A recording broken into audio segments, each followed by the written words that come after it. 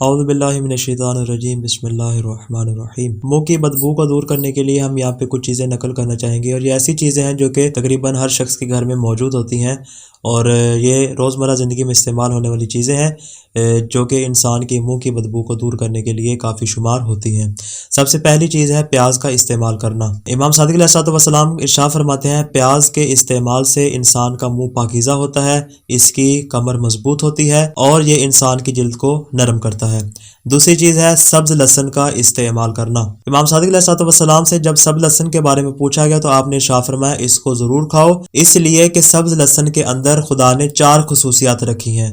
یہ منہ کو پاکیزہ بناتا ہے، سانس کو خوشگوار بناتا ہے، بواسیر کو ختم کرتا ہے، اور انسان کو جذام کی بیماری سے محفوظ رکھتا ہے۔ تیسری چیز ہے گرم پانی سے افطار کرنا۔ حضرت رسول خدا صلی اللہ علیہ وسلم جب بھی روزہ افطار کیا کرتے تھے تو آپ کا یہ معمول تھا کہ آپ کسی میٹھی چیز سے یا پھر آپ شکر وغیرہ سے روزہ افطار کیا کرتے تھے۔ اگر یہ چیز موجود نہ ہوتی تو پھر آپ چند کھجوروں سے اپنا روزہ افطار کرتے تھے۔ اگر ان میں سے کوئی چیز بھی موجود نہ ہوتی تو پھر رسول خدا گرم پانی سے روزے کو افطار کیا کرتے تھے، اور آپ یہ بھی فرمایا کرتے تھے گرم پانی سے روزہ افطار کیا کرو، کیونکہ یہ معدے اور جگر کو پاکیزہ بناتا ہے، انسان کے منہ کو صاف کرتا ہے اور اس کے دانتوں کو مضبوط کرتا ہے۔ چوتھی چیز ہے کھیرا۔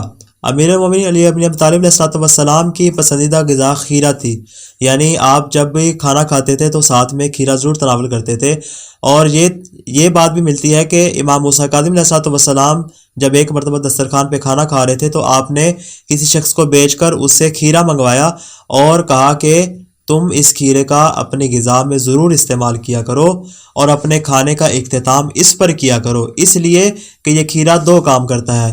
جس طرح تمہارے پہلے کھائے ہوئے کو ہضم کرتا ہے، اسی طرح تمہارے اندر دوبارہ بھوک پیدا کرتا ہے اور تمہارے اندر مزید کھانے کی طلب کو بھی پیدا کرتا ہے۔ اس سے تمہارا منہ بھی پاکیزہ ہوتا ہے اور اس سے تمہارے بدن کو بھی پاکیزگی حاصل ہوتی ہے۔ اس کا 5واں علاج ہے خلال کرنا۔ وہاب بن عبد الربی کہتے ہیں کہ میں نے امام صادق علیہ السلام کو خلال کرتے ہوئے دیکھا۔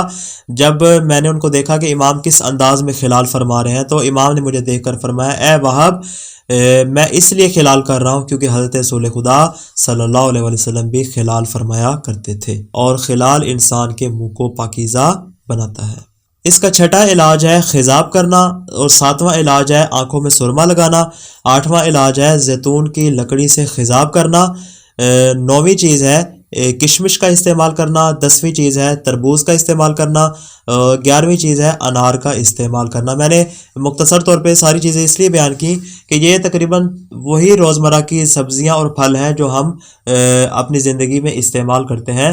اگر انسان ان چیزوں کو باقاعدہ طور پر اپنی زندگی کا حصہ بنا لے اور اس کو کھانا شروع کر دے تو اس کے جسم سے کئی ایک بیماریاں دور ہو جاتی ہیں، کہ جن میں ایک منہ کی بدبو بھی شامل ہے۔ دعائے خالق و عالم سے کہ وہ ہمیں ہر قسم کی بیماری سے نجات عطا فرمائے۔ والسلام علیکم ورحمۃ اللہ وبرکاتہ۔